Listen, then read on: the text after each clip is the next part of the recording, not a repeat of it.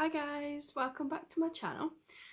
First of all, before we get started with today's video, I really wanted to thank everyone for all the wonderful comments on my first or second episode of my podcast that I did. I think it was maybe 2-3 weeks ago now. But what I'm coming on today to go through with you, but you might have guessed by the title of the video today, is I'm going to be going through and starting the process of restoring the EPP or English paper piecing quilt top that I bought from eBay. Let me show it you now. So I've just got it folded up. I will show you over this. So I've just got it folded up now. I will show you in a moment just some overall footage just so you can get an idea of the size and the design. But this is all English paper pieced and it's got beautiful vintagey fabrics. Some of it I think are shirts and ladies' blouses. This rosette here, that's definitely a blouse I think. So I'll show it you all. However, you'll probably see in the overall footage there is quite a bit of damage to the stitching. I'll show it you close up. So what I'm going to do is I'm going to start restoring this and complete the project. So just to give you a little bit of description about where this is and what it came from first of all, so that you can be as invested as I am into this, because I love this quilt. So I purchased this on eBay. Now I saw it listed on eBay and I don't know what I was searching for or why I even started looking.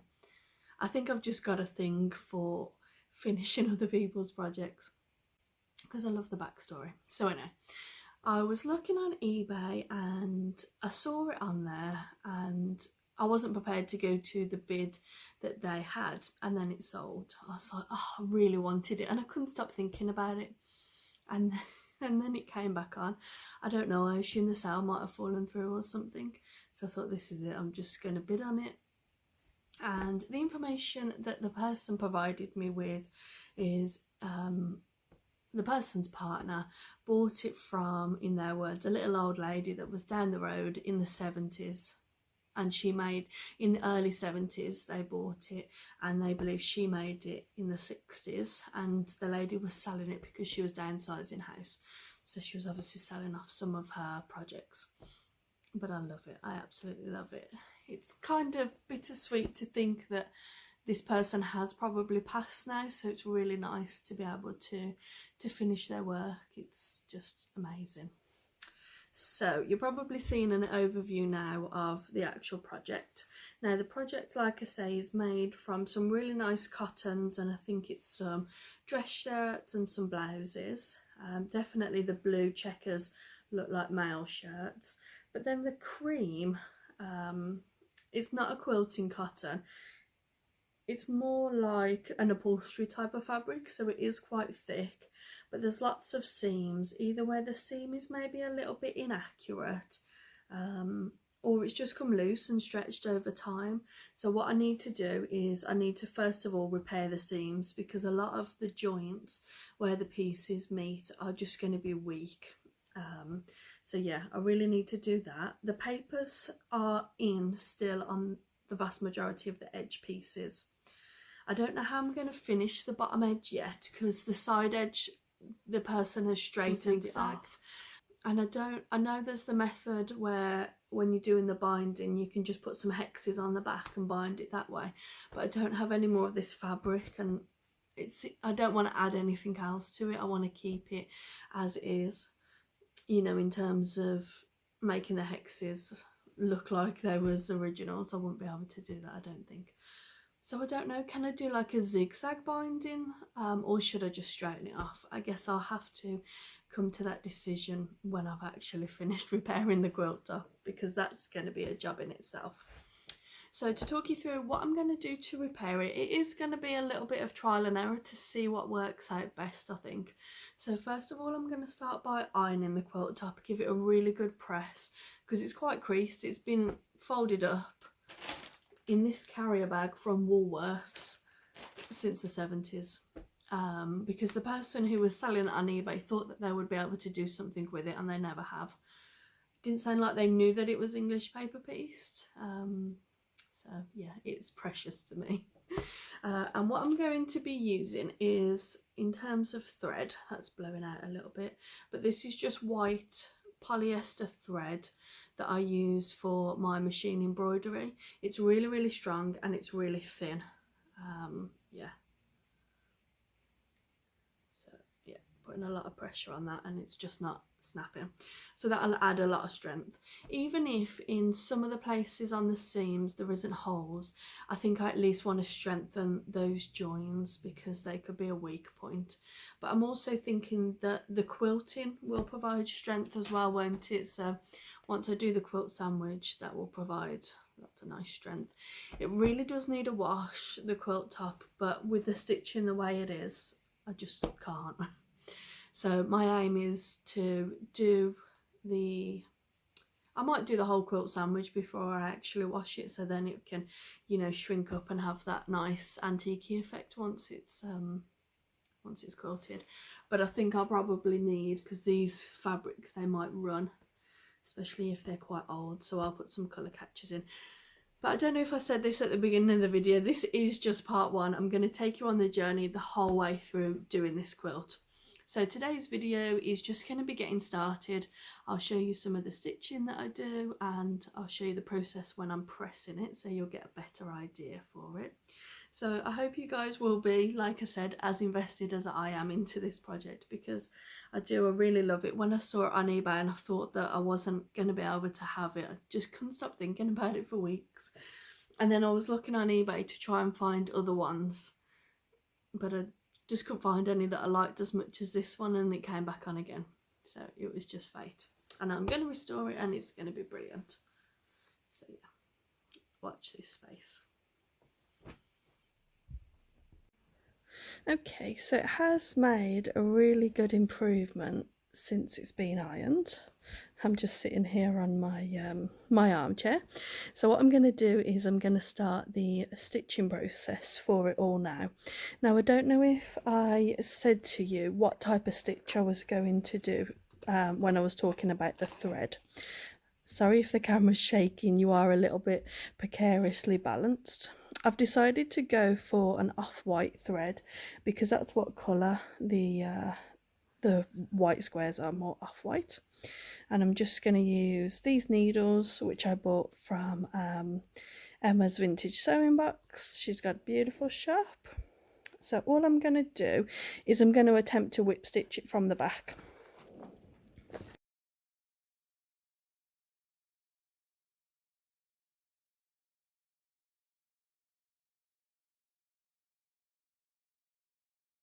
So all I'm going to do then is I'm just going to start in a corner, and I think I'm just going to work my way across and somehow mark where I got to. Maybe I'll put a pin in the vicinity that I've got to.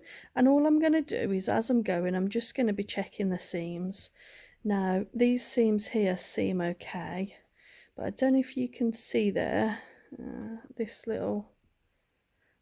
a little weak. Well, I can certainly see daylight through there. There's a little hole there. And I'm just going to go through. Maybe, like I said when I was talking about it, these little Y seams I'm just going to go over again, I think. But obviously here needs some repair. So all I'll do is I'll just pretend, so neither of these two have got the papers in, I'll just hold it from the back and pretend the papers are there and just do a whip stitch. Just try and catch just a few threads. I'm going to generally carry the thread at the back, I think, because this is her basting stitches, but any stitches that you can see of the original person, obviously I want to leave those intact, so I'm not going to go snipping anything at the back. And I just find with fewer knots, you've got fewer weak points, haven't you? So generally if I'm travelling a short space and only doing a few stitches to secure the waist seam, I am just going to carry the thread, and you'll see that I'll do a little bit of footage. I haven't got anything else planned for the rest of the day, so I'm just going to sit here in my armchair, might put a bit of Netflix on once this camera's not balanced, and I'll fill you back in. Oh dear, you got a view of my breasts there, I do apologise. Oh dear, I'm gonna have to come with a graphic warning.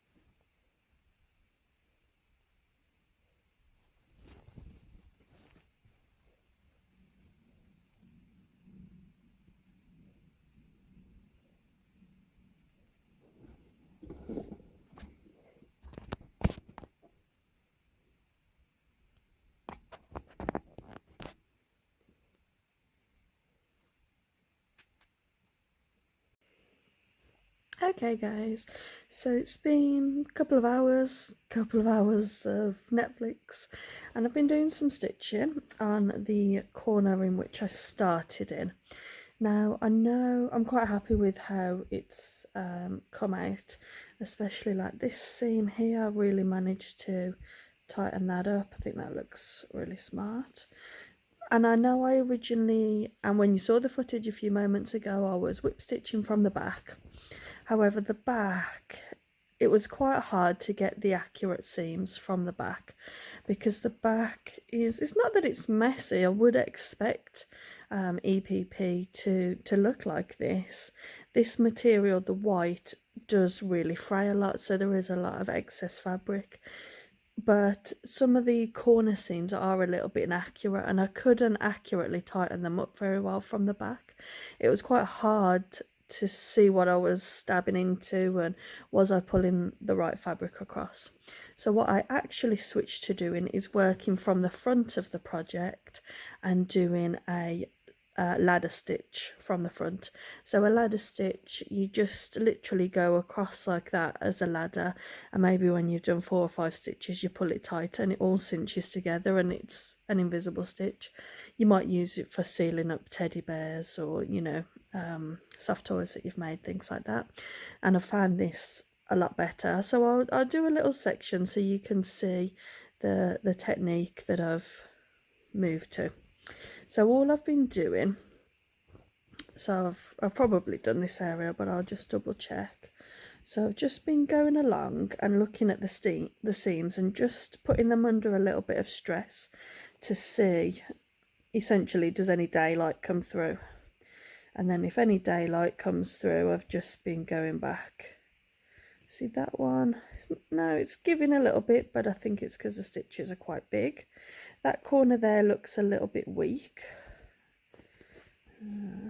Just check any around. That looks weak, but it's not. It's just because it's folded under. Get some good ones for you.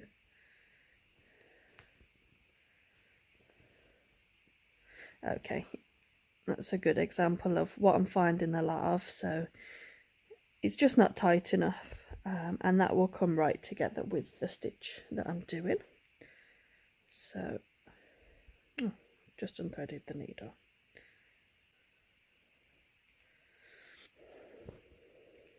So I hope this is in focus. I can't quite see the screen of the phone, so I've just been going in like this, picking that up. Oh, should have started from the back.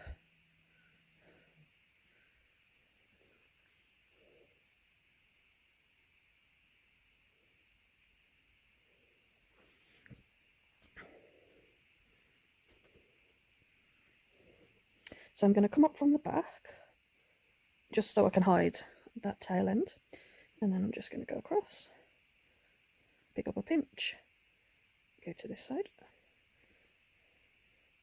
Now there's lots of tutorials out there for this stitch, so I'll speed it up from here because you probably know how to do this.